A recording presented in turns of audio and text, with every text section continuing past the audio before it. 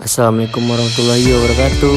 Baiklah, perkenalkan, nama saya Wazir Zakawali, BP 1810541004. Saya dari kelas E2.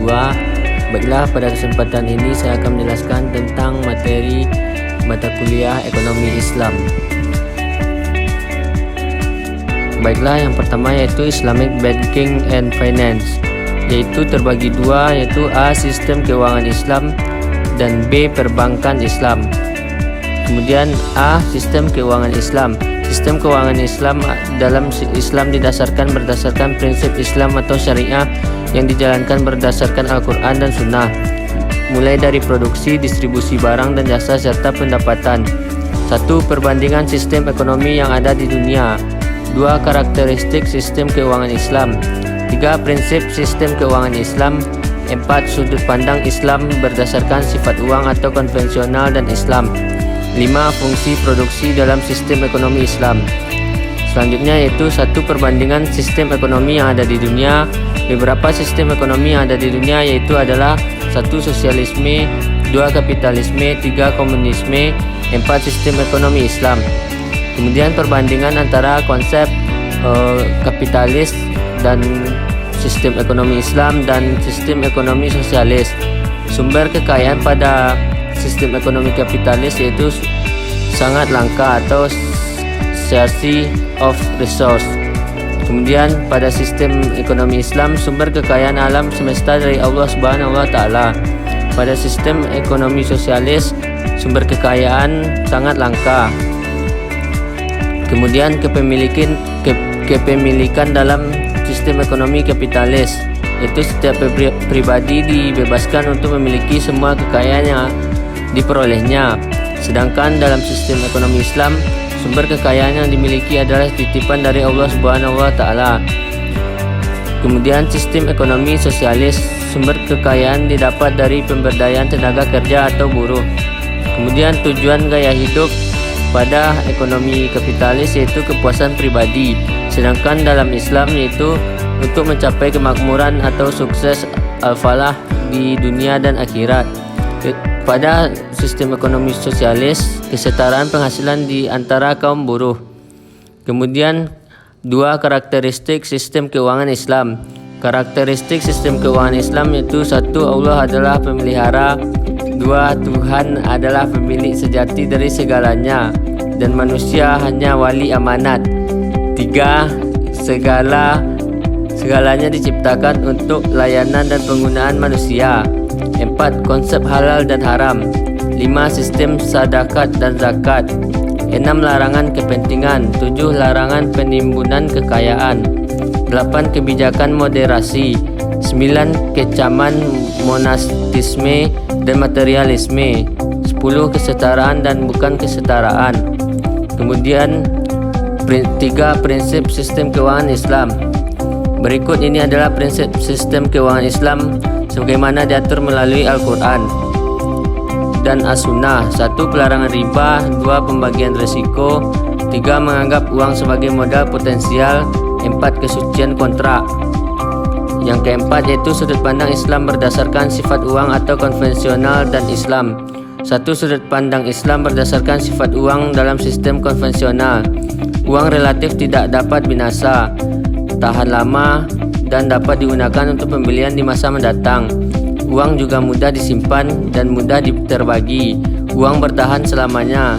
Semua satuan uang adalah serupa, artinya mudah untuk membedakan dan memperkirakan nilai uangnya. Selanjutnya, sudut pandang Islam berdasarkan sifat uang dalam sistem Islam. Islam memperlakukan uang sebagai unit hitung untuk menentukan nilai relatif barang dan jasa, alat tukar dan penyimpanan. Uang juga semua unit pencahayaan yang sama 100% sama satu sama lain. Ini menjadi berguna hanya jika ditukar menjadi aset nyata atau digunakan untuk membeli layanan. Uang tidak dapat dijual atau dibeli secara kredit. Yaitu selanjutnya B. Perbankan Islam. Dalam konsep perbankan Islam yaitu 1. Konsep perbankan syariah. Yang kedua, prinsip perbankan syariah. Yang ketiga, jenis-jenis akad pada bank syariah. Yang keempat, suku. Yang kelima, bank-bank syariah yang terkenal di Indonesia. Selanjutnya, satu konsep paradigma perbankan syariah. Syariah atau hukum Islam mengatur setiap aspek dari praktik keagamaan, kehidupan sehari-hari, dan kegiatan ekonomi seorang muslim.